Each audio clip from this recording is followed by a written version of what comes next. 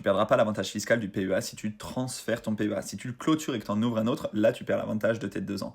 Par contre, si tu l'as ouvert, par exemple, en 2020 et en 2022, tu veux le transférer pour aller dans une autre banque concurrente, là, ça fonctionne. On comprend l'exemple par rapport aux dates, mais attention, ça peut prendre du temps parce que Fortuneo, par exemple, ils auront assez peu d'intérêt à perdre un client, donc ils ne vont pas forcément faire passer ton dossier de façon prioritaire. Il y a une chose à faire qui est intéressante, c'est vendre toutes tes lignes dans ton PEA, avoir qu'une seule ligne de liquidité ou une seule ligne d'action ou d'ETF, et comme ça, tu pourras faire le transfert plus facilement. Et après, quand tu as transféré ton PEA dans une autre banque, là, tu rachètes toutes les lignes que tu avais. Si tu avais des actions totales, des actions LVMH, des ETF, etc., tu rachètes.